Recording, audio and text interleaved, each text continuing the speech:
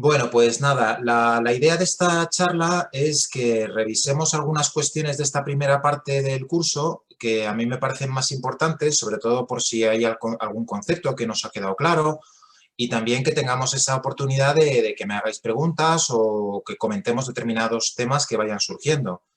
Eh, mm, Respecto a la mecánica del curso, no sé si ahora podemos incluso abrir un pequeño paréntesis por si acaso me queréis preguntar algo en general del enfoque del curso y luego pasamos a las diapositivas que os tengo preparadas. De manera general, me imagino que todos habréis visto pues, que hay unos temas que están organizados en capítulos. Está abierta la primera mitad del curso y hoy a partir de las 6 automáticamente se abrirá la segunda mitad. Esto lo he organizado así pues para que os centréis ahora en estos aspectos más generales de cómo son las cámaras de fototrampeo, cómo funcionan, en cuanto a sus componentes. Y en la segunda parte nos meteremos un poco más a cuestiones más de cómo se colocan en campo, qué aspectos son importantes o que intervienen a la hora de conseguir que en el campo trabajen bien las cámaras y también sobre todo la parte que a mí me parece más productiva, que es la parte de metodología, de intentar sacar de los datos que obtengamos en las capturas de las cámaras pues algo más de información para estudios biológicos, etc. Como habéis visto, aparte de los temas, hay unos ejercicios, algunas son pues, preguntas tipo test, otro es algún ejercicio un poco más... bueno, no sé, hay alguien que está intentando ver si su cámara funciona. Huawei MediaPad T5, te vemos, te vemos. No sé quién eres. A ver Es que qué estás están así diciendo. como haciendo con la mano, no sé si es que estás probando. Bueno, Yo ya. sé que hay algunos que no Vale, escuchan. vale, vale, ya. Ah, dices así con la mano, no nos oyes o sí nos oyes, ¿verdad?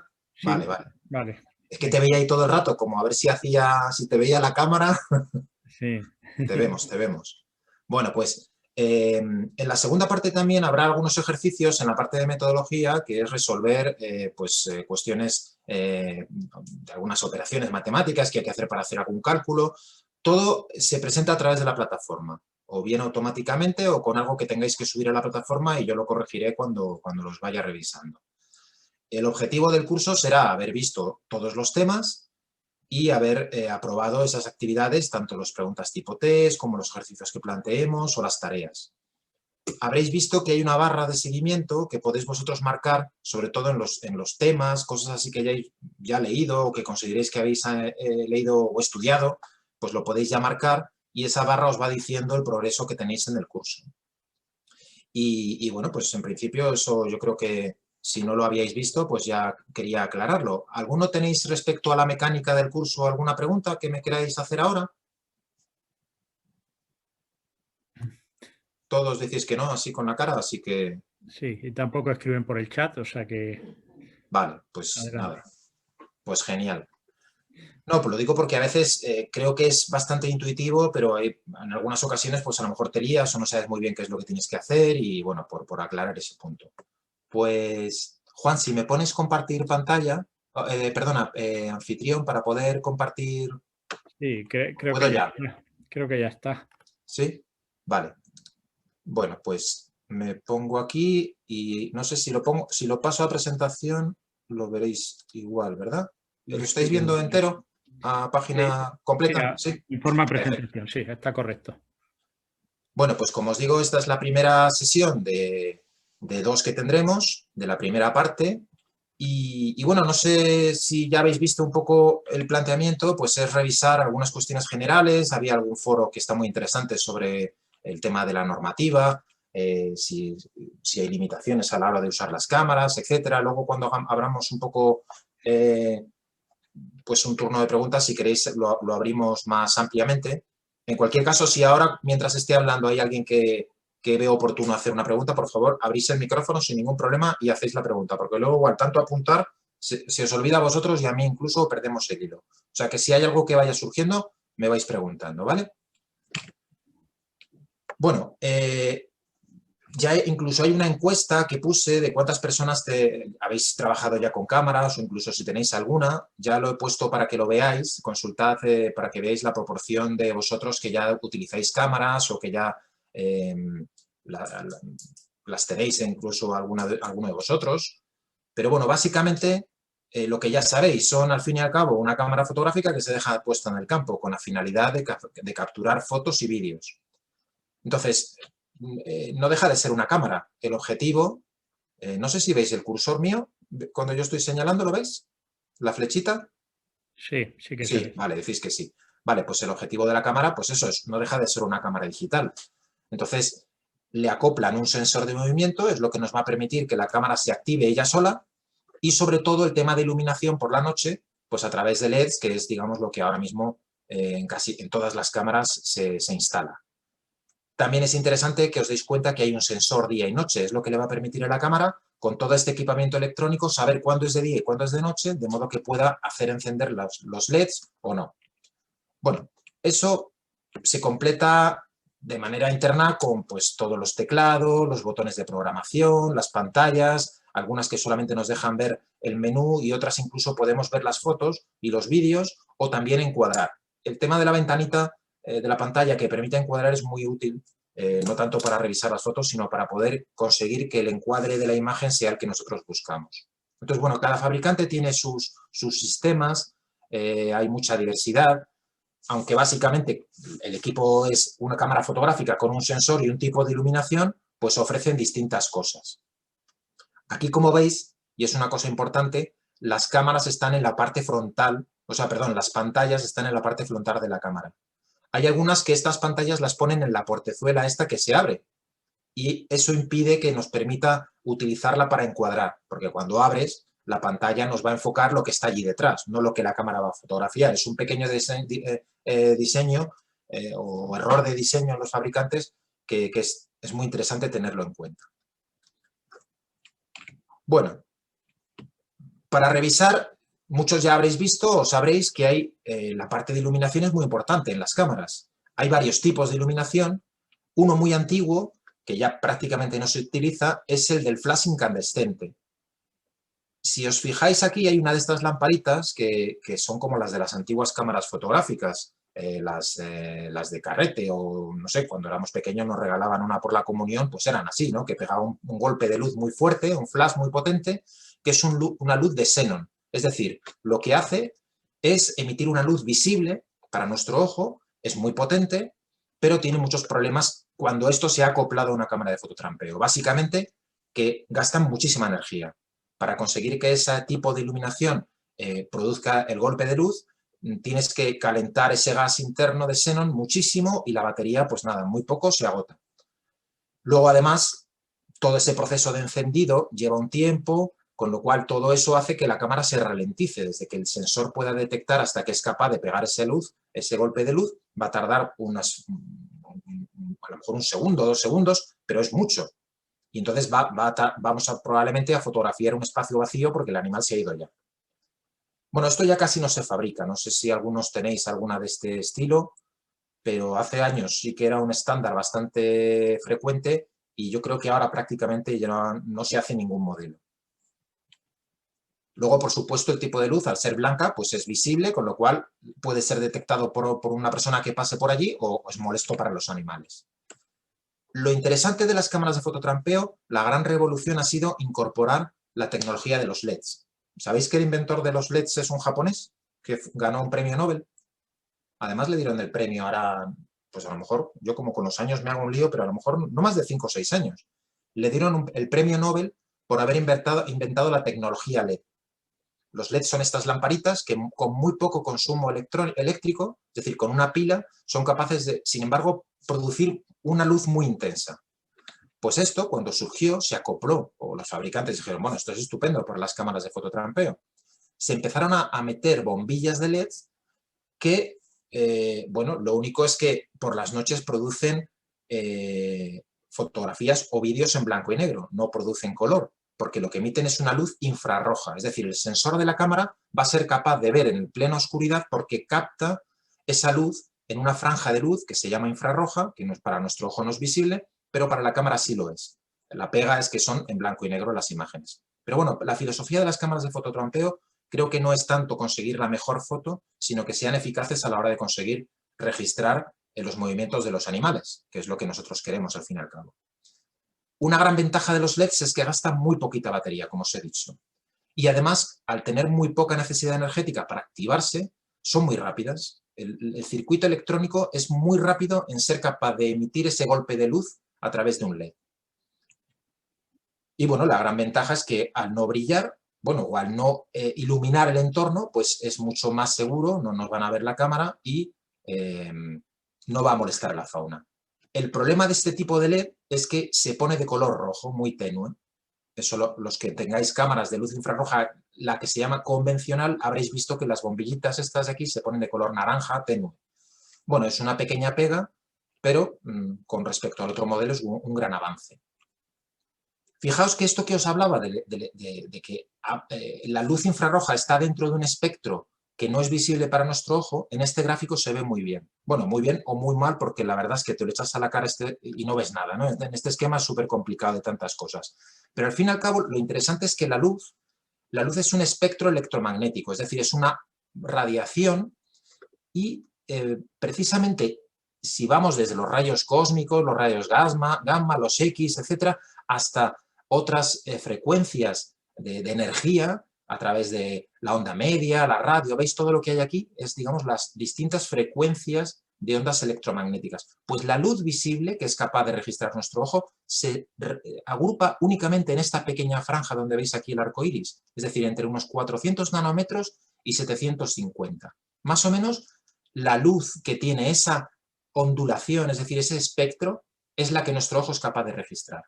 Y las cámaras utilizan un campo, es decir, los LEDs emiten una radiación o un espectro electromagnético que está por encima de lo que nuestro ojo es capaz de ver. Por eso para nosotros es una luz invisible, pero quizás para algunos animales sí.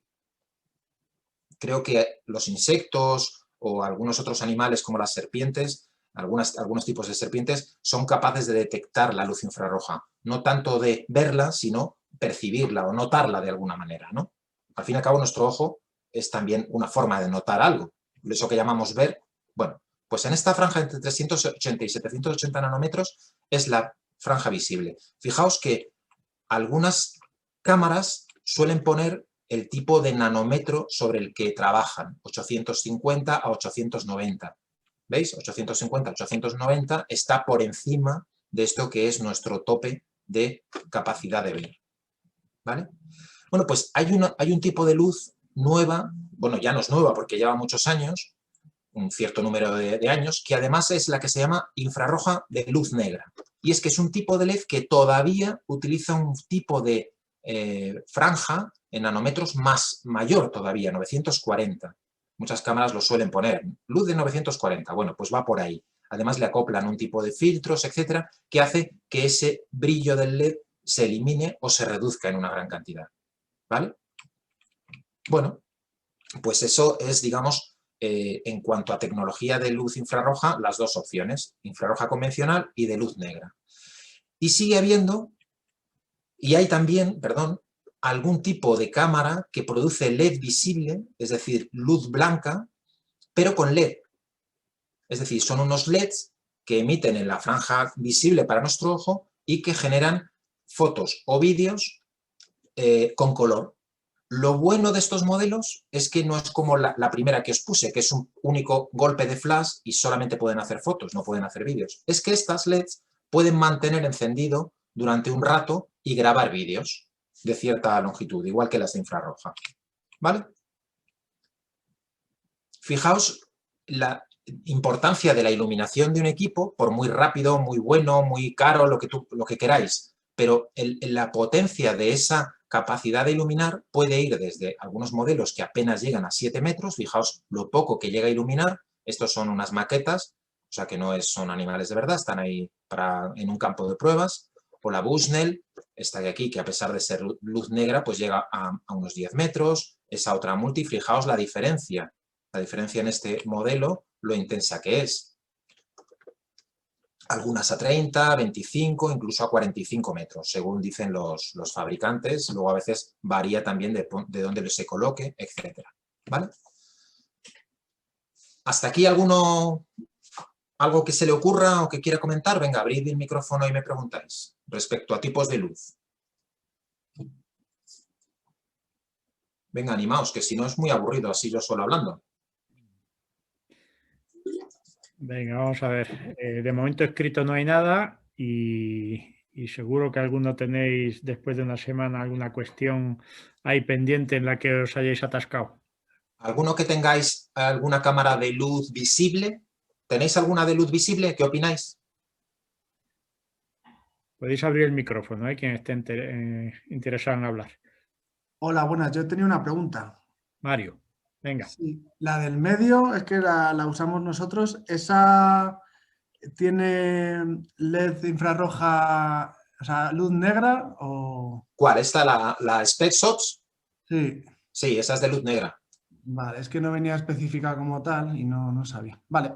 Pues Mira, normalmente para diferenciarlo, no hay más que coger la cámara y en la oscuridad, en una habitación oscura, ponerla a funcionar. Si tú ves los LEDs brillar, es luz infrarroja convencional. Si ves que no brilla, es luz negra.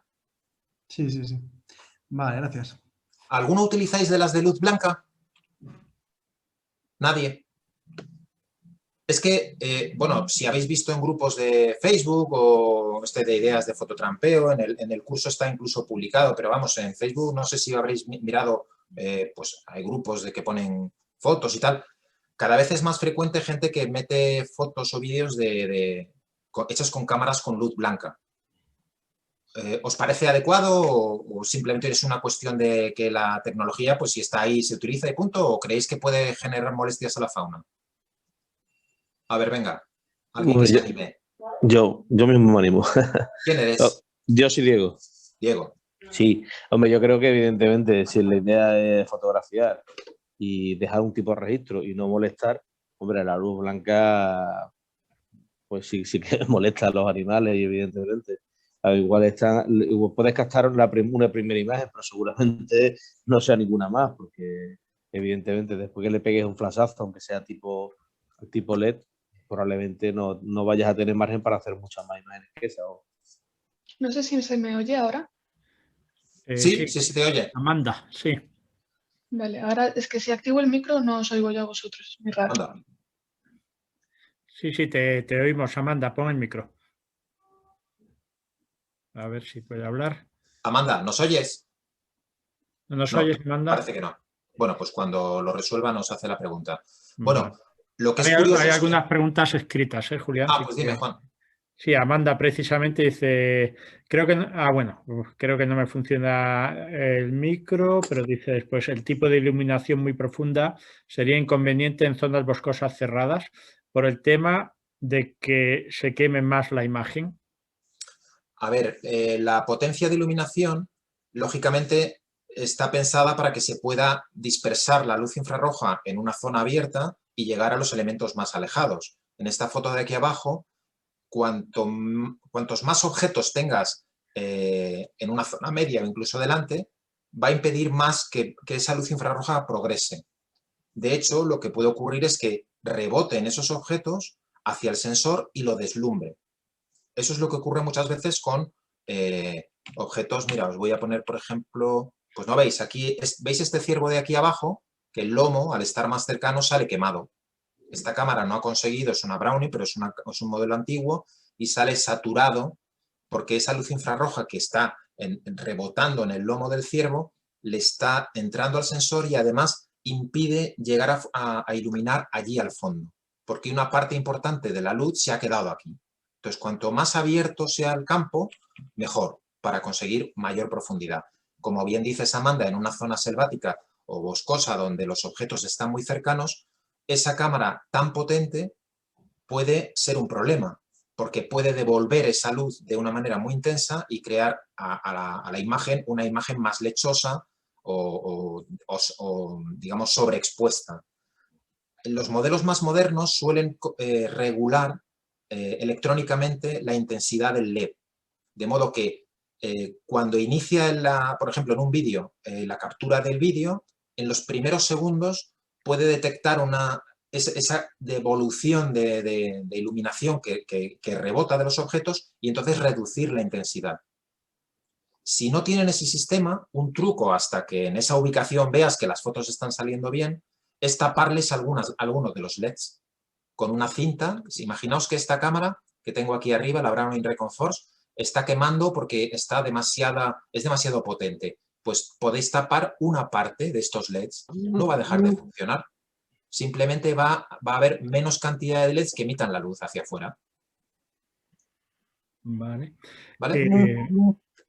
Veo ahí a alguien sin micrófono. No sé si Jorge Cruz quiere decir algo. Jorge, y si No, no, se sigo activa solo el leyendo. micrófono, perdón. Bueno, Yo tengo una pregunta, que a lo mejor es una tontería, pero Isabel, ¿no? sí. Isabel, venga, adelante. A ver, yo creo que las cámaras que tienen la luz blanca son muy dañinas para los animales porque los asustan. Entonces, ¿sabes si se están planteando no hacer esas cámaras, ya que hay otras técnicas y otras cosas menos dañinas en la naturaleza? Bueno, curiosamente, las cámaras de luz blanca, hay algunos animales que las toleran muy bien. Y en general, por ejemplo, los mustélidos suelen ser muy confiados con todo tipo de cámaras. Si habéis puesto en campo, habréis visto que igual una cámara de fototrampeo, ya sea de luz negra, de las de infrarroja, de luz blanca, depende de las zonas, pero por ejemplo un zorro, aquí en Madrid, en cuanto ve una cámara ya no vuelve a aparecer durante semanas. O un lobo, o animales que son muy esquivos, tienen mucho miedo a estas cosas, ¿no? Sin embargo, los mustélidos es que les da igual. Si es luz roja, blanca, negra, azul, es que acuden noche tras noche delante de una cámara y no les afecta, o aparentemente, creo, no les afecta en su comportamiento. Siguen paseando por delante. Pero es que yo creo que no se trata de eso. No se trata de si les molesta o no les molesta a ellos. Porque si estamos poniendo una cámara con luz blanca y todas las noches pasan por delante las jinetas, a lo mejor a ellas parece que les da igual. Pero es que creo que nosotros no debemos interactuar con ellas de esa manera, con una luz que puede estar dilatándoles la pupila, dejándoles durante unos segundos pues captar menos luz y a lo mejor estar más expuestos ante un carnívoro que las pueda atacar. Es decir, insisto en que solamente, en mi experiencia, las de luz blanca serían necesarias si en un estudio necesitamos diferenciar los colores de los animales. Por ejemplo, si hubiese patrones del diseño de color que nos permitieran con una de luz blanca saber si es un individuo u otro, pues ahí quizás podría estar justificado. Pero yo creo que en fototrampeo hay que huir de la gran foto. Es decir, no se trata tanto de conseguir la foto bonita, sino creo que es una herramienta de información. Es mi opinión. Entonces, en ese sentido, yo las de luz blanca creo que no, en efecto, no es una técnica que debamos utilizar, excepto si es absolutamente necesario. Vale. ¿Puedo una preguntita? Andrés, sí. Mira, justamente lo que acabas de decir ahora, porque hay como un debate, porque en proyectos sobre individualizar felinos a través del mapaje, Sí. Tengo compañeros en Brasil que utilizan las de luz blanca exclusivamente para eso, con estaciones dobles, con un desfase entre ellas para no deslumbrarse, sí. y las aconsejan 100% para realizar los mapajes de los felinos.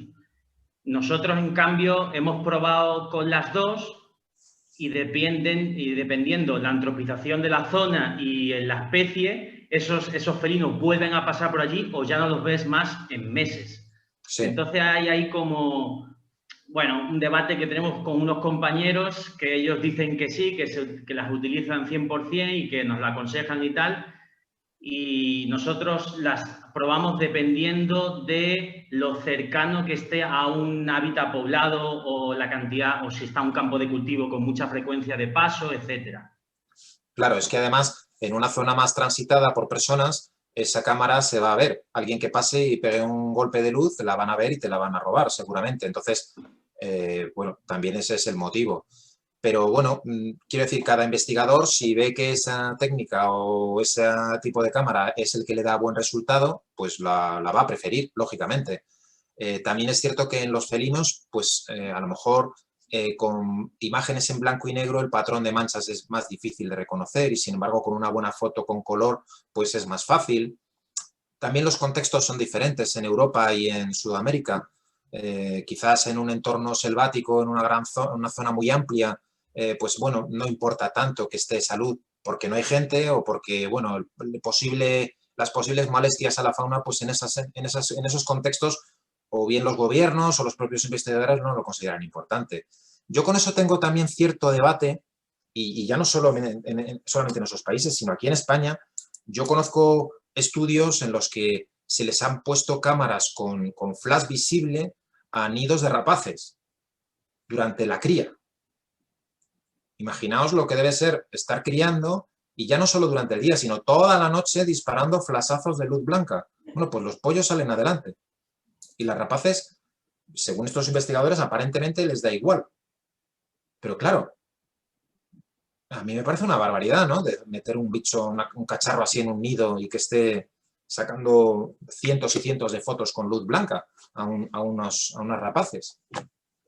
Pero bueno, se hace. Yo creo que esto en el contexto de la investigación pues hay que justificarlo y bueno, puede ser más tolerable o menos, pero bueno, es así. Vale. En fin. Bueno. Mira, ¿quieres seguir o...? No, ¿cuánto tiempo más o menos tenemos, Juan? Bueno, tiempo el que tú consideres. No, hombre, pero tampoco... Sí, hombre, vamos a intentar estar 1 hora, un poco más, vale. 1h15. Bueno, ¿alguna pregunta más sobre esto? Y no quiero tampoco... Sí, bueno, quedarnos aquí solo con este aspecto del David, que viene como el ninja verde, dice, referido a lo de la luz blanca, que tienen que estar muy justificado su uso y yo lo reservaría únicamente para usos científicos. Vale. Carlos Rodríguez, el mejor encuadre de una cámara viene determinado por una mayor distancia de iluminación. Es que para mí el encuadre, y yo no sé si es la misma persona que en el foro ha puesto un comentario, es que para mí el encuadre es, digamos, cómo orientas la cámara y qué va a salir en la foto, ¿no? El tipo de iluminación lo que te va a dar es más intensidad o profundidad de la iluminación y con eso ver más profundo o no, igual que estáis viendo en estas fotos, o con más definición o menos, o más calidad o menos. Vale. Pero encuadre no sé si... Sí. Yo tengo una preguntita. Adelante. Sí, hola. Julián, es que una de las, no sé si podría decirlo, una de las cuestiones que había respecto del tema de la actividad esas de seleccionar una cámara, había una pregunta que estaba relacionada con el encuadre y la iluminación. Yo me quedé así un poquito, que no sabía exactamente a qué se refería, si se refería al alcance de la cámara, se refiere también al ángulo de o sea, lo que sería el angular de la cámara. En el caso práctico. Efectivamente, me quedé un poco descuadrado, por eso a mí me gustaría viene por ahí, claro, por ahí viene el tema. Yo me quedé un poquito descuadrado, no sabía... A lo mejor no está bien planteado, pero del todo, porque si me tenéis dudas es que igual está bien mal planteado, pero creo recordar que se refería a que una cámara tiene pantalla de visualización y otra no. Ah, vale. Sí, entonces, vale. Imagínate que una cámara la pones en un bosque, al paso, en un camino, en una zona muy amplia. Pues bueno, te da un poco igual, porque más o menos vas a cubrir la zona. Ahora, la pones en un posadero de una rapaz, que estás esperando que se pose e identificar a esa rapaz, necesitas un encuadre. Cuando yo digo encuadre es si la foto va a salir aquí o va a salir acá, ¿no? Vale, sí. Pues el tener una pantalla va a ser muy útil. Creo que el caso práctico estaba planteado por esa diferencia. Vale, entonces ahora sí lo tengo perfectamente claro. Claro que cuando hice yo hice la actividad, me quedé bastante descuadrado porque no sé exactamente por dónde iba el tema. Bueno, pues a lo mejor es que yo la palabra encuadre la utilizo con esa acepción, pero creo que me refería a eso. Perfecto. Aclarado. Gracias. Vale, vamos a avanzar un poquito. ¿Vale? Venga, vale, sí, hay algunas, pero las dejamos para después. Venga. Bueno, a ver, para comentar, el tipo de iluminación, dependiendo del uso, ya lo hemos hablado, fotos borrosas y movidas, ¿por qué? Fotos quemadas, el brillo de los LEDs es importante, el efecto de la luna, las nubes, bosque cerrado, bueno, son ideas que algunas ya han salido. Pero, por ejemplo, el tema de las fotos borrosas, ¿veis este jabalí aquí, abajo, que sale la cara totalmente movida? O este ciervo aquí a la derecha que salen quemadas. Estos son efectos... bueno, por distintos motivos. Este del que salga quemado ya hemos comentado que puede ser porque hay una sobreexposición. La cámara no tiene capacidad de reajustar en ese fotograma la cantidad de luz que está recibiendo y al rebotar sobre el lomo del ciervo pues la está quemando el sensor. Y esta otra, que sale así como borrosa, es porque por la noche la cámara se hace, digamos, tiene menos cantidad de luz. que durante el día, lógicamente, y la que le proporciona la luz infrarroja al fin y al cabo sigue siendo menos que durante el día, con lo cual tiene que tener tiempos de apertura más amplios, más tiempo tiene abierto el sensor, digamos, para captar esa poca luz. Entonces el animal, si se mueve en ese momento, pues sale borroso. Esto ocurre más en las fotos que en los vídeos. En los vídeos suele reajustarse un poquito más la electrónica de la cámara y salir más definido. Además, las de luz negra tienen este efecto mayor todavía.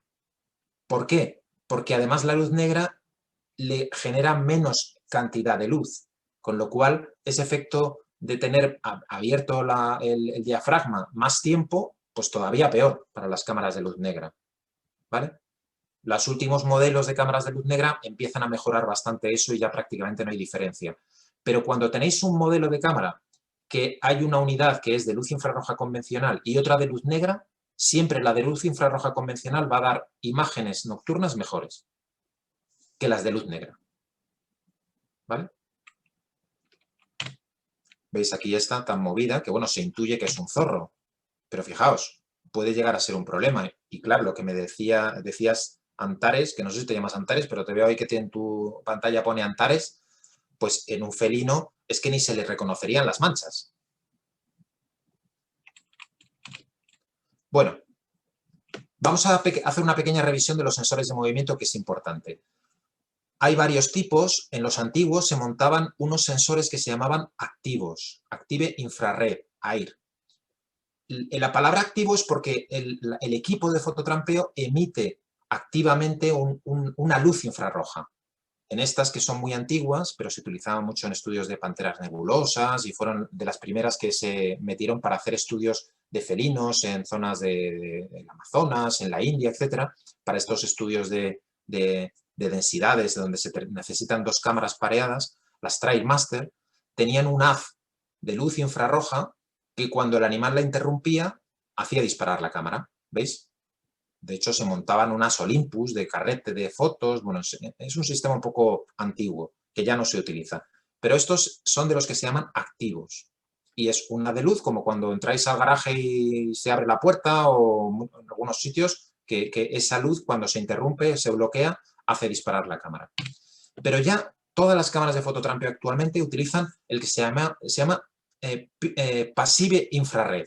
Ay, es que le hago como si estuviera en el PowerPoint, le voy a dar con el cursor y paso de diapositiva en vez de marcar el texto. Bueno, ¿qué quiere decir pasivo?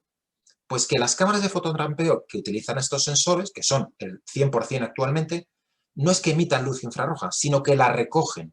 Estos sensores, esta bolita que hay aquí, este redondel, tiene un dispositivo electrónico que capta la energía infrarroja. Detectan calor y a la vez movimiento. Pero bueno, ¿cómo detectan el calor y el movimiento? Esto es lo importante. Bueno, pues que entendáis cómo funcionan los sensores, que esto sí es importante para ver algunos problemas que a veces se ocurren con las cámaras, que si se me dispara mucho, que si no ha detectado algo. Lo que hace la cámara de un sensor pasivo es que todos los objetos, ya sean rocas, ramas, el suelo, los animales, todo emite energía infrarroja, es decir, calor. Los objetos emiten calor, pero en una cantidad muy pequeña. Incluso una roca, diréis, no, una roca no emite calor. Pues sí, emite calor. Todos los objetos emiten calor infrarrojo o energía infrarroja, a no ser que estuviesen, me parece que es a 0 grados Kelvin, que son, nunca me acuerdo de la cifra, pero son como 160 y no sé cuántos o 300 y no sé cuántos grados centígrados. Menos eso, menos no sé cuántos grados centígrados. Es decir, esa temperatura se alcanzaría solamente en un laboratorio y a duras penas con un gasto de energía brutal para llegar a esa temperatura. Claro, lo que pasa es que los sensores que montan en las cámaras no serían capaces de detectar esa cantidad de energía infrarroja tan bajita. Están calibrados para detectar las que emiten sobre todo los animales o las personas o un vehículo que esté en movimiento. Pero sí es importante que entendamos que el cacharrito que hay montado en el sensor de movimiento, es que no sé si tenía yo por aquí alguna imagen, no la tengo. Es un dispositivo electrónico que mide como un mapa de calor, como si estuviera viendo lo que hay por delante de la cámara qué cantidad de calor se está recibiendo en ese sensor. Si hubiese, imaginaos, unas piedras que le están dando el sol, eso lo capta como energía que está emitiendo las piedras. También las de las ramas, también las del suelo. Vale, la cámara está ahí preparada, ¿no? Y está midiendo ese mapa de calor. Y de repente hay una variación. Y esa variación es, por ejemplo, un animal que pasa por delante del sensor. Entonces, la electrónica de la cámara dice, vale, si yo estaba midiendo esto y ahora hay un porcentaje de esos píxeles o de esas unidades que estoy midiendo en una unidad de tiempo muy corta ha variado, eso lo interpreta como movimiento. Es decir, es el ingeniero el que ha hecho que el componente electrónico diga sobre la medición que está tomando este aparatito, si en una unidad de tiempo, no sé, una fracción de segundo, hay un 20 o un 30% de variación de eso que estoy midiendo, es que algo ha entrado ahí. Y lo interpreta como movimiento. Le dice a la cámara, dispara, y se hace una foto. ¿Vale? Entonces, claro, decís, la cámara se me está disparando un día de calor. ¿Os ha pasado a veces que decís, cuántas veces se ha disparado la cámara y no ha pasado ningún animal? Esto está mal. ¿En qué situaciones creéis que la cámara no se ha equivocado, pero ha ocurrido algo que la ha hecho dispararse? Venga, ¿a alguien se le ocurre? Por la noche. En cámaras que tengan... Ay, perdón. No, tranquilo. No. Pablo, ¿qué ibas a decir algo? No, iba a decir por la noche siempre la temperatura es menor, por tanto se dispara menos la cámara. Claro, ¿y cuándo se dispararía mucho? En las horas centrales del día. ¿Y por qué? Desde las 12 hasta las 5 de la tarde, porque hay mucha calor, toda esa vegetación está cargada de calor. Claro. Y por eso se dispara. Pero esa vegetación no sale corriendo, el arbusto. O sea, no se ha movido. Si hiciera mucho calor solamente, la cámara no se disparaba. Pero si viene el viento y mueve una rama, claro, entonces la cámara no se ha equivocado. Realmente, imaginaos mi cámara. Yo estoy quieto. La cámara está midiendo el calor que desprende mi cuerpo, la de la planta que tengo ahí, no sé qué, pero de repente algo entra y hace así. ¡Bum! Para ella eso es un cambio. Sin embargo, si el viento estuviera moviendo la rama, también es un cambio. A veces, si el que se mueve es la cámara porque está puesta en un árbol y el viento está moviendo el árbol, pues todo el entorno, toda la medición está moviéndose. Y si es el viento el que mueve las ramas, pues también la cámara interpreta lo mismo. Algo ha pasado. Imaginaos que la rama, una hoja, estuviera aquí. El porcentaje que está ocupando para el sensor esa hoja es muy grande, que sería esto, un 20% casi del sensor. Y si esta hoja hace así, es mucho lo que se está moviendo. Sin embargo, si esa misma hoja está aquí, veis que mi mano representa un porcentaje muy pequeñito del sensor. ¿Entendéis? Entonces, cuanto más alejada esté la vegetación de la cámara, menos efecto de dispararse por las ramas va a tener. Fijaos que una vez en un curso presencial que di, los alumnos por la noche, habíamos dejado puestas unas cámaras, se fueron a tomar copas o no sé, se irían al pueblo y al día siguiente fuimos a recoger las cámaras, era en la montaña, en León, y era invierno. Al día siguiente fuimos a recogerlas y apenas salieron bichos porque hizo una noche infernal. Y entonces decían los alumnos, pero qué raro, que no ha salido nada. Se estaban partiendo de risa. Y ya me dijeron que es que después de haberse ido a tomar copas, que habían subido al monte donde habíamos puesto la cámara, a hacer el tonto allí, a ponerse encima de la cámara. No habían salido nada. ¿Por qué? Porque iban con las chupas, los abrigos, el pasamontañas, la bufanda, el calor que irradiaban sus cuerpos no salía a través de la ropa. Con lo cual, no es que la cámara haga fotos a la gente, no, hace la foto cuando hay una variación del campo de medición de temperatura. ¿Sabéis algún caso más en la que haya animales especialmente complicados por este sistema que os digo? Reptiles. Supongo reptiles. Claro, los reptiles, si están muy fríos, no suelen salir. Si están asoleados, un lagarto que ha estado al sol, es muy fácil que salga. Un animal acuático, ¿no? Una nutria podría ser, por ejemplo. Una nutria es típico. Las nutrias, si salen del agua y la cámara está puesta en la orilla, justo en el momento de salir, muchas veces no las capturan las cámaras. ¿Por qué? Porque sale muy fría. Por ejemplo, no sé si alguno habéis trabajado con urogallos, yo tampoco, pero sé de un de una persona con la que estuve hablando que me contaba que eran especialmente complicados de conseguir en fototrampea los urogallos, los gallos de monte. Sabéis los que son, ¿verdad? Estos gallos de alta montaña. No por esto que os cuento, sino porque van muy despacio. Cuando andan, van moviéndose despacísimo, despacísimo, despacísimo, despacísimo. Hacen como un movimiento así muy, muy lento. Es decir, no hay variación. El sensor no lo ve. Eso es muy importante porque cuando ponéis las cámaras, esto lo veremos en el capítulo más adelante, pero no es lo mismo pasar delante de la cámara así que venir desde el fondo hacia la cámara. ¿Veis? Esta mano, desde aquí hacia adelante, para la cámara, para el sensor, es muy poquito lo que va aumentando de tamaño y muy progresivamente. ¿Veis? La mano, finalmente, cuando llega aquí, sí, ya el sensor la ha debido ver. Pero esa misma mano, puesta así, es un porcentaje enorme del sensor lo que está viendo. ¿Me seguís? Bueno. El sensor, entonces, es otro aspecto muy importante, no solamente la profundidad de iluminación. Hay cámaras que apenas pueden cubrir 15 metros o incluso menos, 25, 30, 35, 38, en fin, hay un montón de modelos. Y algunos sensores son muy fuertes, muy potentes y otros menos. Claro, pero al fin y al cabo, si estamos hablando de equipos que pueden detectar apenas 15 metros y iluminar también unos pocos metros y otros casi 40 e iluminar también 40 metros, fijaos que la herramienta que es la cámara de fototrampeo no es equiparable una cámara a otro modelo si estamos haciendo un trabajo de campo. Porque claro, en la primera cámara, cuando la pongamos en campo, oye, qué pocos lobos hay. Y si ponemos esta cámara, la Spy Point, en una zona y salen un montón de lobos, no es porque haya más lobos, es que, claro, está cubriendo una zona mucho más amplia. ¿Entendéis? Y esto, sin embargo, en los estudios de campo muchas veces no se tiene en cuenta. Simplemente son cámaras de fototrampeo. Pues no. Es que la primera no es capaz de detectar lo mismo que la última.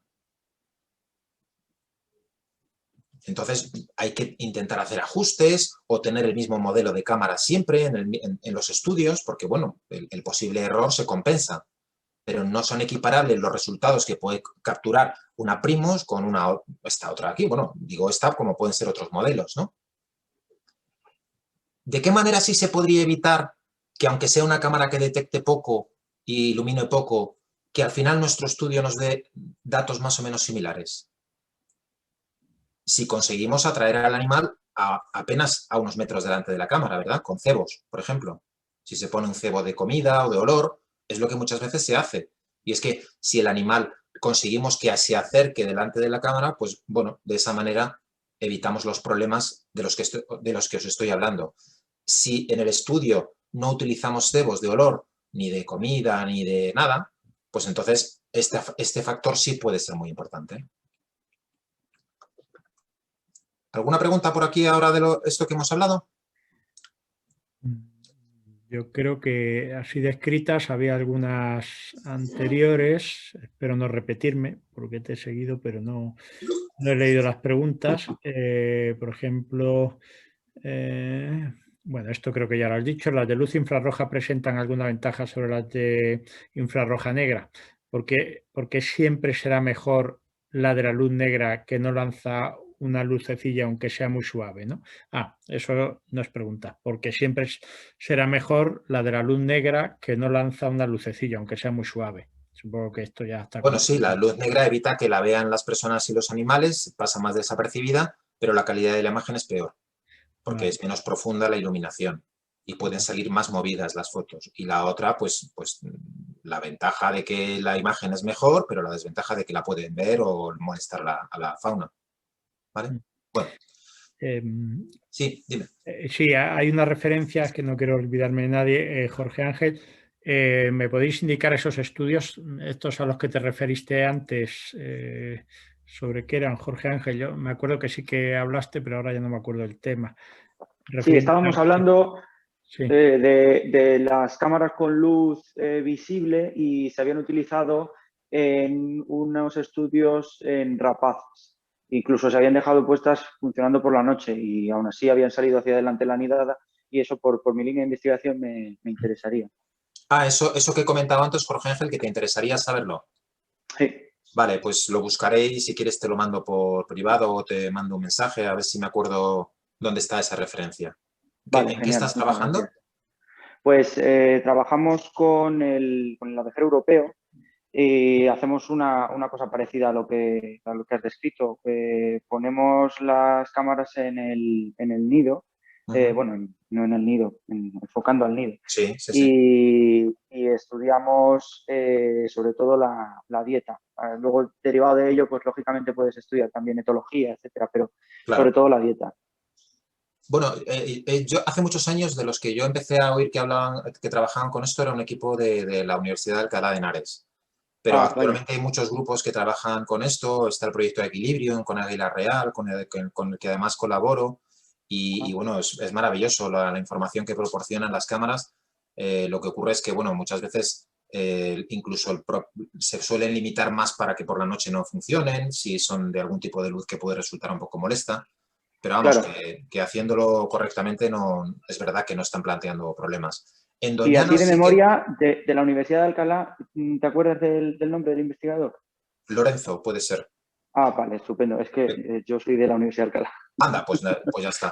Pues vale, yo genial. recuerdo haber hablado con Lorenzo, de hecho, hace muchos años, fue de los primeros que sabía que estaban utilizando las cámaras para seguimiento de rapaces, de alimentación. Sí, estarían trabajando con Azor o con Gavilán, seguramente. Puede ser, puede ser. Sí, era porque diferenciaba, sí, es verdad, grupos de Azores y de gavilanes, boscosas y tal. En Doñana sí que recuerdo a algún investigador, pero ya no me acuerdo del nombre, que utilizaban cámaras con luz visible en los nidos de rapaces. En Doñana, ¿eh? Pero ahora no me acuerdo del nombre, de verdad. No es por no decirlo, sino porque no me acuerdo, de verdad.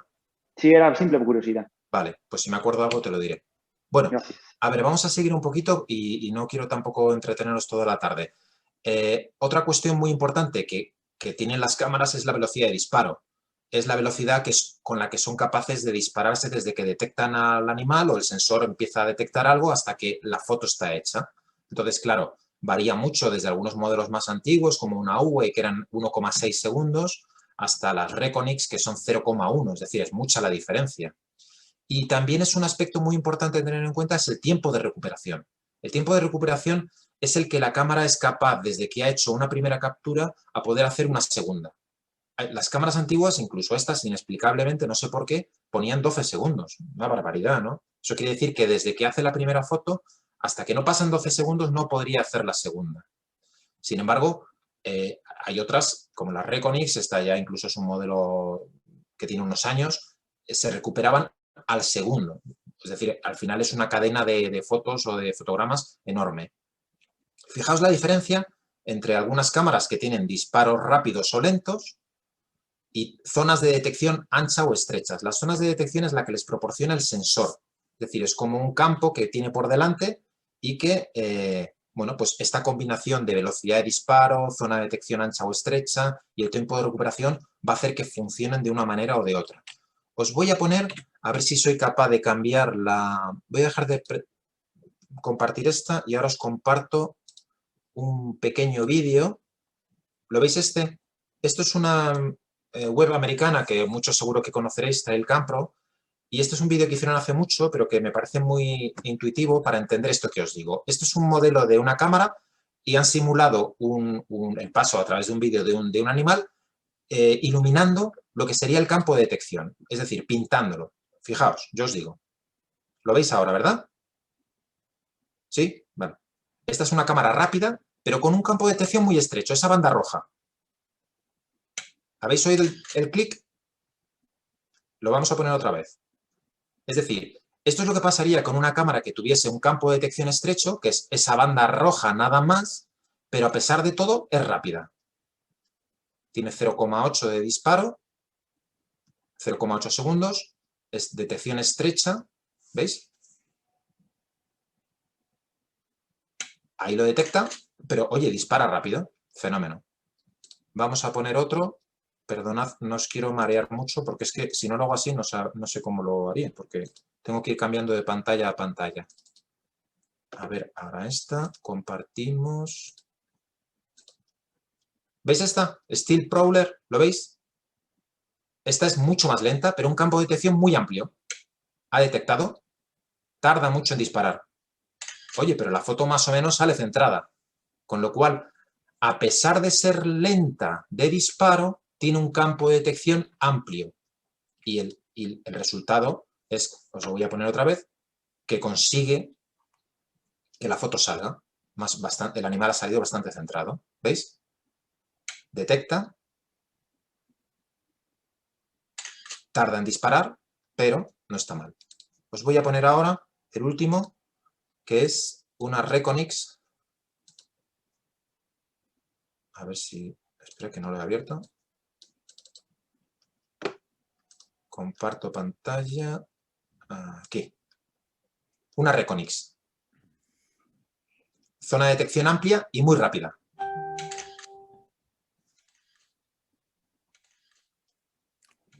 Claro, es una diferencia, ¿eh? Entre una u otra. Claro, las Reconix, por ejemplo, siempre han sido las cámaras seleccionadas por equipos de investigación en las que la información es vital. Es decir, aquí estamos seguros de que ha pasado un ciervo. En las otras, o incluso algunas que tengan campo de detección estrecho y sean lentas, a lo mejor lo que le vemos es el culo al ciervo por aquí, o no vemos nada. Y eso que aquí hay cierta distancia, pero si está cerca del animal, si son lentas, es que no vamos a ver nada. El problema es que cuando se compran las cámaras es muy difícil saber esta información. ¿Dónde vemos cuál es el campo de detección de la cámara? En las instrucciones no viene. El fabricante no lo dice. Es casi imposible la práctica o saber cómo funcionan. Es decir, yo lo que propongo, y de hecho en los cursos presenciales lo hago, es que cuando cogemos un modelo de cámara la analicemos profundamente. Es muy interesante, por ejemplo, poner una cámara en un árbol y moveros por delante y vais clavando o poniendo palitos o piedritas o lo que sea y vais viendo cuál realmente es el campo de detección de ese modelo. De esta manera, cuando me muevo por aquí, no hace foto. De hecho, algunas cámaras, no sé si lo habéis visto, tienen un pequeño pilotito que está asociado al sensor y que cuando lo enciendes y te mueves por delante, ese pilotito se enciende. Bueno, pues si lo ponéis en campo, podéis delimitar exactamente qué está cubriendo la cámara y de esa manera saber si tu equipo es muy profundo o es muy eficaz a la hora de capturar. ¿Veis? Eso es interesante. Me voy otra vez a la pantalla y no sé qué más os quería contar porque ya me enrollo. Bueno, esto nada. Bueno, otra cosa muy importante y ya no me quiero extender más, es cuando hablamos de otras características de las cámaras, como por ejemplo el tema de la resolución, que siempre parece que la resolución es lo más importante de las cámaras y no lo es.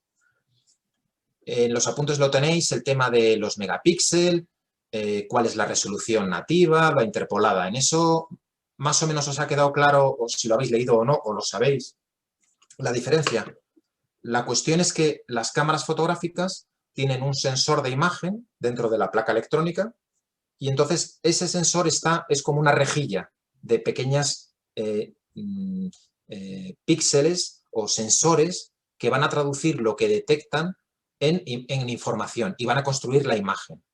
¿Vale? Entonces, esa es la resolución nativa, la que es capaz de tener ese aparatito que está metido en la cámara. Y la mayor parte de las cámaras de fototrampeo, yo diría que un 95%, el sensor es de 5 megapíxeles. 5 megapíxeles no es mucho, ¿verdad? Sin embargo, los fabricantes anuncian 15, 20, 30, yo he visto ya de 30 y tantos megapíxeles. Casi todos esos megapíxeles que anuncian son interpolados. ¿Qué quiere decir interpolado? Pues que la electrónica de la cámara, cuando hace la foto con 5 megapíxeles, la convierte en una mucho más grande. Fijaos aquí, por ejemplo, los tamaños de fotos o vídeos suelen venir por un número, o sea, una pareja de números con un por. ¿Veis? Por ejemplo, aquí, 640 por 480. Esto es en el caso de los vídeos. ¿Vale? Lo que te está diciendo es que si multiplicas 640 por 480 te va a dar un número de píxeles. Esa es la que te está generando la cámara de fotos. Por ejemplo, 640 por 480 son 307.200 píxeles. Todo esto es la información que te va a proporcionar esa foto. Si fuera de 1920 por 1080 serían 2.073.600 píxeles. Si lo veis en esta imagen, sería como que esta foto, que no sé si lo veis bien, pero son como limones y kiwis ahí cayendo en líquido, una foto un poco rara, parece un gin tonic eso. Pues veis que en la rejilla hay una serie de puntitos. Pues en una de mucha más calidad, de mucha más resolución, los puntitos, cada uno de estos grandes, en el fondo caben como 6 u 8 pequeñitos. Y cada uno de esos cuadrículas te da una información. Es decir, la imagen 4K es alucinante porque tienes la capacidad de poder ampliar. Imaginaos que fuera una foto de un ave que está posada en un posadero, le podríais llegar a leer la anilla. Muchos investigadores lo utilizan para eso, para intentar leer una anilla. Pero claro, pones una cámara que por mucho que tú quieras aumentar estos píxeles de aquí, con una resolución baja, es que no se lo puede inventar la cámara. No tiene capacidad de eso. Y dice, bueno, pues compro una de 30 megapíxeles. Bueno, pues es que si son interpolados, parte de lo mismo, de una de 5. ¿Y qué es lo que hace la electrónica? Pues que si entre un cuadrito y otro cuadrito, este es negro, negro y este es un poquito azul por aquí, mete uno entre medias que no es ni negro ni azulito. Lo mete de otro color. Y así va aumentando, aumentando, aumentando, aumentando. Y de una imagen que puede tener esta proporción de píxeles, al final tienes otra más grande, pero es una imagen falseada. Es un truco. Es decir, si yo quisiera sacar las imágenes de una cámara que me hacen 4K las fotos, pero interpoladas, es verdad que si la meto en una impresora me sacaría una sábana, me sacaría una foto enorme. Y si la hago en 5 megapíxeles, sería una imagen pequeñita, casi en una impresora de un folio cabría, ¿vale? Pero de lo que parte es de lo mismo.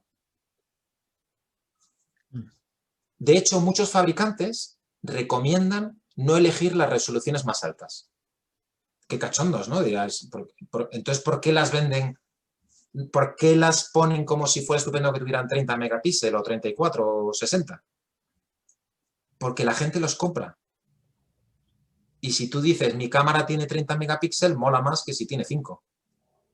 Pero si los propios fabricantes te están recomendando que les pongas resoluciones lo más cercanas a las nativas, el mercado es así. Entonces, que no os ciegue el tema de las megapíxeles de las cámaras, pero si podéis averiguar cuál es la resolución nativa, es decir, la que monta el sensor que viene en la cámara, pues mejor. Hay algunos fabricantes que meten sensores de 7, de 10, pero no mucho más. ¿Sabéis por qué ocurre esto también? ¿Por qué se trabaja con resoluciones interpoladas en las cámaras y no tanto nativas? Es decir, porque si un fabricante sacara Full HD nativo, pues se forraría, ¿no? ¿A alguien se le ocurre por qué es? Porque le cuesta más procesar, tarda más, ¿no? En Claro. procesar la foto. ¿Quién eres el que está hablando? Mario, perdona. Mario, exacto. O sea, una cámara que trabaja con pilas, que además está trabajando en campo esperando a hacer una segunda foto, etcétera. O sea, el procesado, fijaos esta multiplicación. 640 por 480 son 307 megapíxeles. Megas no, perdón, píxeles. 1920 por 1080, que es un Full HD, que está estupendo, no es el doble ni el triple, es que es muchísimo más. En 4K ya te mueres. Es decir, ese archivo, manejarlo por una cámara de fototrampeo es brutal, es una exigencia terrible. Y si además no es un segundo de vídeo, es que le metemos un minuto de vídeo, te está generando archivos de 40 megas o de 80 megas y claro, ralentiza mucho si fuera los bits nativos de verdad. El interpolado hace que esos archivos sean menos pesados y más manejables. Entonces, vuelvo a decir, si la cámara de fototrampeo lo que queremos de ella es que nos dé información, el tema de la resolución no es tan importante. Cuando además tú puedes tener una cámara con una resolución altísima y que la óptica sea una porquería. Entonces, la foto va a ser mala, eso sí, muy grande, pero mala. Entonces, a veces las Browning pueden sacarte fotos, por ejemplo, mucho mejores en resoluciones bajas que en altas.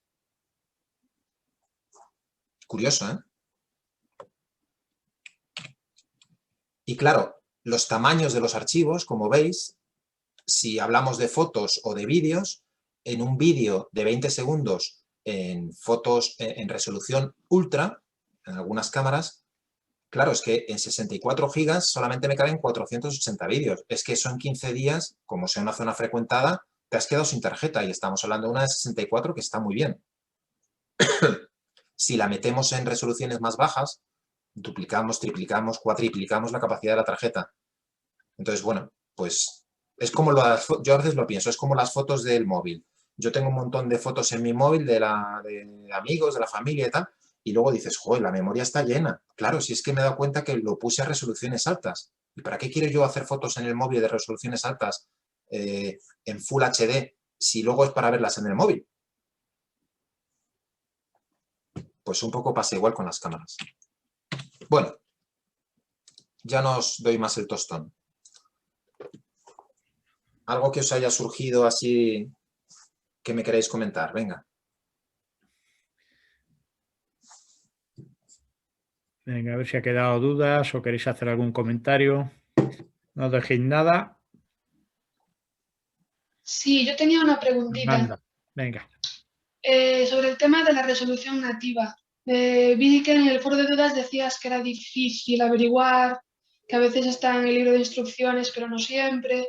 Sí. ¿Cómo lo podemos saber, incluso con una cámara que ya tenemos, para optimizar el uso de esa cámara? Porque al final, si se llena muy rápido, no es tan útil. No lo sé, pero sospecho que si en tu cámara tienes varias posibles resoluciones, generalmente suelen empezar por 5 megapíxeles. Es decir, en tus instrucciones pondrá, puedes elegir en resolución 5, 14, 18, 24. Pues es de 5, seguramente.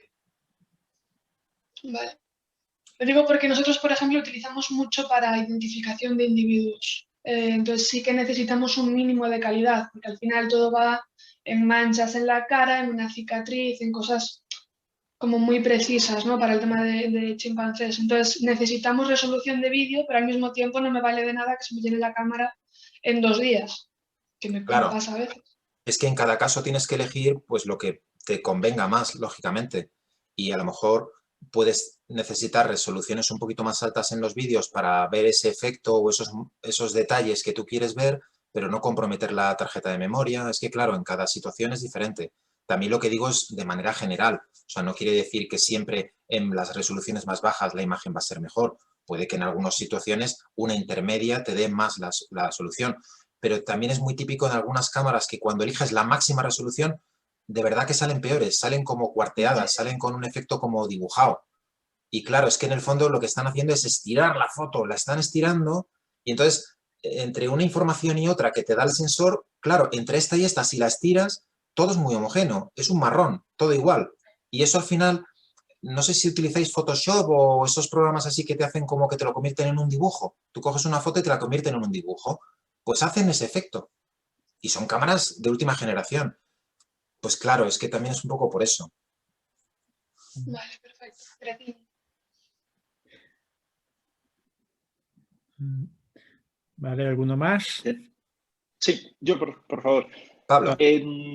Sí, tenía ahí, he apuntado un truquito entonces para evitar imágenes quemadas, que sería como tapar LEDs, ¿no? Parte de los LEDs sí. Y nuestra cámara. Sí.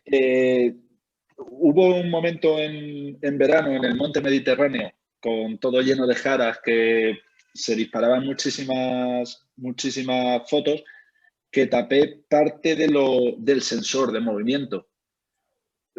No pude ver al final el resultado porque cambió el tiempo radical y no pude.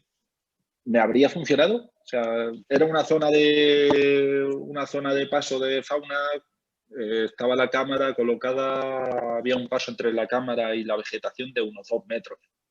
Entonces, la jara se movía constantemente y por eso lo que opté fue por tapar un poquito el sensor con cinta aislante. ¿Podría haber funcionado? ¿O es pues que no ya lo sé. Según la descripción que nos has dado, ya tengo las dudas de si habría funcionado? No lo sé. es que el sensor es un poco difícil de calibrar. Por ejemplo, le afecta mucho que lo pongas en una zona muy pegada al suelo. Los sensores cuando se ponen la cámara muy pegada al suelo suelen funcionar muy mal. Porque en el fondo el sensor, imaginaos que es como un embudo que se extiende por delante de la cámara. Es decir, desde el punto que tiene el sensor se va abriendo un cono en el que el vértice está aquí y se va extendiendo hacia adelante. Si esa cámara está puesta a 1 metro o 2, que es lo que suelen recomendar los fabricantes, esa zona se extiende un montón. El sensor va a ser muy eficaz a la hora de detectar algo. Sin embargo, si yo me la llevo al suelo, es como si la mitad de ese cono lo estuviéramos enterrando. Está por debajo. Lógicamente no detecta nada por debajo del suelo, pero hemos eliminado de todo ese disco, en el fondo lo hemos convertido como en la mitad, ¿no? Entonces, claro, detectan mucho peor. Lo que pasa es que tú me estás diciendo que querías que detectara mal, porque se estaba activando con tanto movimiento de la vegetación. Sí, quería evitar un poquito tanto claro, pero al final lo que va a pasar es que sensor. si pasa algún animal tampoco igual lo va a detectar. En esas épocas, sobre todo me imagino que pasaría en julio y agosto cuando está zurrando el sol a mediodía que lo achicharra todo. Yo a veces lo que he hecho, si tienes posibilidad de establecer horario, es quitarle esas horas de actividad a la cámara, si se puede. Sí, al final es lo que hice. Si cualquier bichito a esa hora se queda frito. Claro, yo me acuerdo en verano que tenía una cámara en el campo de estas que manda las fotos por internet y me llegaban al correo y me daba unas siestas en verano horrible, porque es que no paraba. Yo, en verano me ponía y el teléfono, pim, pim, pim, pim, pim, pim. 250 fotos, madre mía. Y la tenía puesta a 300 kilómetros de donde yo estaba. Y al final es que las horas centrales del verano eran mortales. O sea, es que la cámara hacía 400 y 500 fotos en una hora. Luego ya por la tarde, cuando refrescaba, paraba y se tranquilizaba por la noche, pero otra vez al día siguiente de esas horas, bueno. Entonces, es que eso es un poco difícil de evitar. Hay cámaras que permiten bajar la sensibilidad del sensor, ¿verdad? Sí. En algunos fabricantes te ponen sensibilidad alta, media o baja, por ejemplo. Que nosotros usamos bastante esto. Y sí que nos da resultados, sobre todo en lluvias. A nosotros la lluvia nos activa las cámaras. Porque la temperatura es distinta. Claro, allí la lluvia no está tan fría. Claro. Y lo usamos en esas épocas, sobre todo. Porque si no, solo ves chaparrones caer y no ves absolutamente nada. Claro, pues sí, en algunas que te pueden regular un poco la potencia del sensor te puede servir para reducir esos efectos. Si tienes en verano mucho calor, ¿qué habría que decir? ¿Que lo reduzca la capacidad del sensor o que la suba? ¿Qué creéis? Sensibilidad baja, ¿no? Claro. Sí, lo que tiene que hacer entonces es menos sensible, porque cualquier cosita lo puede disparar si la tiene alta. Entonces, para conseguir que solo entren animales grandes en la cámara, es decir, que solamente capture animales grandes, pues reducir la intensidad del sensor. Y también ese efecto de que se salte con una rama que está caliente, que le da el sol o lo que sea. Un efecto muy frecuente con las cámaras también suele ser cuando las pones en un árbol y está enfocando al suelo y hay un claroscuro. Es decir, cuando el sol se filtra a través de las ramas del árbol y ese mosaico de luces y sombras es mortal. Se vuelven locas también. Porque la cámara ve algo que se mueve. Y es esa zona de sombra y luz que en pequeñas fracciones de segundo está moviendo el árbol y entonces la cámara se cree que ha pasado algo por delante. Sí, el amanecer, el atardecer también, si está enfocada, también fastidia mucho. Vale, pues gracias. Nada. Bueno, ¿queda alguna duda? Ya llevamos 1:15. Vale, ya sabéis que tenéis el foro para seguir comunicándoos y bueno, Julián estará ahí disponible siempre que pueda para contestaros a todo. ¿Te parece, Julián? Sí, perfecto.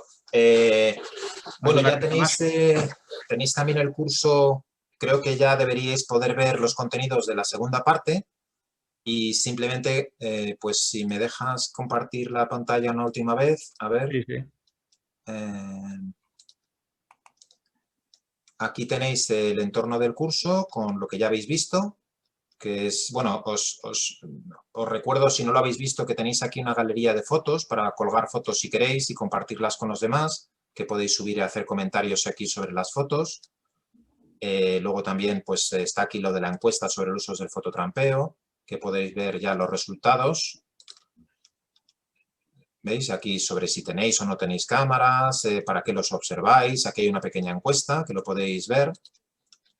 Y luego los temas que ya habéis visto, pero los siguientes van a ser aspectos clave en la elección de un equipo, algo de lo que ya hemos empezado a hablar un poquito, el efecto combinado de los campos ópticos de detección y de iluminación, la elección del equipo más adecuado, también hay un foro para si surgen dudas de esto, el tema de colocación en campo, identificación de rastros, en fin, aquí veis algunos aspectos como el tema del uso de cebos, técnicas de camuflaje, y este es la chicha más gorda, la metodología. Conceptos básicos, criterios metodológicos, pero vamos, veo que en el grupo hay gente que trabaja ya en campo, o sea que igual esto ya, no sé qué, me vais a tener que contar vosotros a mí en vez de yo a vosotros. Pero si hay algún ejemplo, algún caso práctico de cálculo de índices de abundancia, cálculos de densidades, en fin, esto es un poco ya lo que queda del curso, una autoevaluación y el cuestionario de satisfacción que se abrirá el día 20, ¿vale?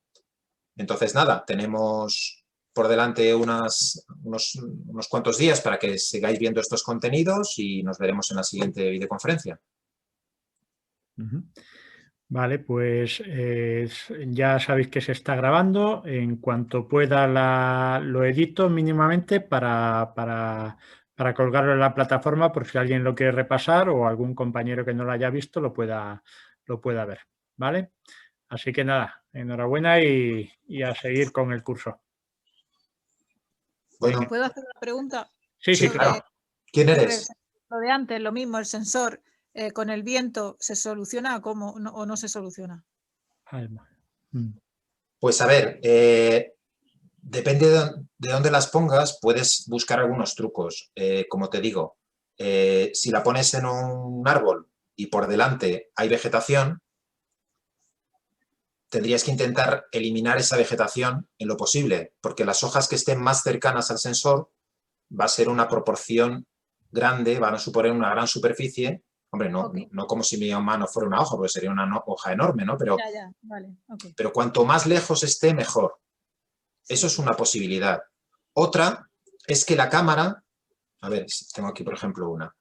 Si tú la tienes, eso lo veis en el capítulo este de la combinación de campos de detección. Si tú la pones en el árbol enfocando hacia abajo, es verdad que los animales pasan por debajo, pero ese efecto claro-oscuro de la proyección del sol que hace sobre el fondo, sobre el suelo, va a activar el sensor. Si tú intentas orientarla más hacia el horizonte, pensando que la foto del horizonte quedase por la mitad, qué lío me estoy haciendo yo con mis propias manos. Es decir, si el horizonte fuera la mitad de la foto, madre mía, esto no lo grabes, Juan. Si esto fuera el horizonte, entonces eso es donde optimizas más el sensor, porque el sensor, si es un cono que va hacia adelante, que tenga el horizonte en la mitad. Eso sería lo más eficaz. No enfocar hacia abajo, porque entonces lo que hay de claroscuros le va a afectar más a la cámara. Cuanto más recta esté, mejor. Es decir, que mire hacia adelante. Porque además, si esas ramas, entonces al enfocar hacia adelante están lejos, va a afectarlas menos. Pero bueno, esto es más que pruebes. Pero desde luego lo de mirar hacia abajo, mal asunto.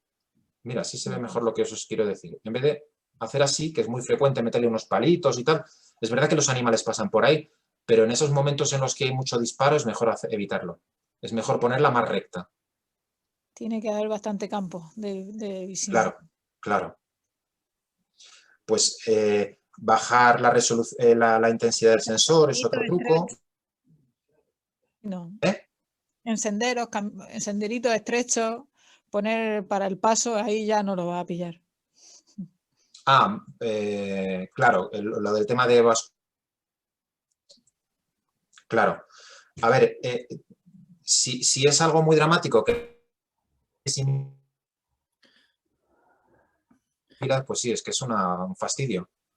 Si no, de todas formas, con una tarjeta grande, pues todo ese material que no vas a necesitar, pues qué remedio, lo tendrás que borrar y revisar más frecuentemente las cámaras en esa época en la que hay tantos disparos falsos.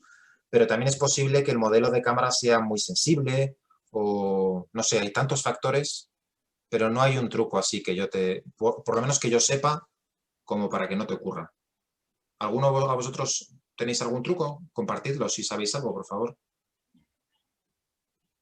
En senderos así estrechos, donde puedes saltar esto, a veces lo que funciona bien es colocar la cámara de frente al paso, para que en vez de pasar, o sea, como tú hiciste la imagen esta de que se iba acercando poco a poco, ¿vale? Sí. Pues ponerla a un lateral y así tienes más probabilidades de que cuando haga fotos tengas al animal, te salga en la foto.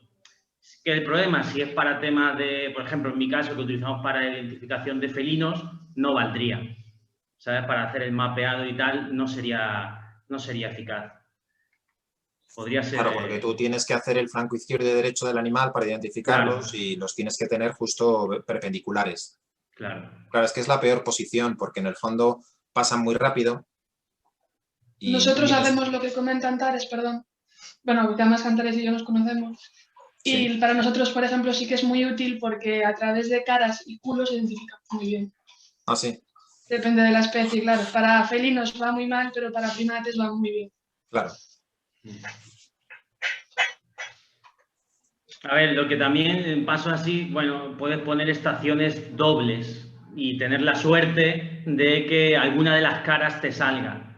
Pero siempre te quedará la otra, sobre todo si no se ve claro, y es un poco, pues, evitar esas zonas y ponerlas en otras un poquito más abiertas.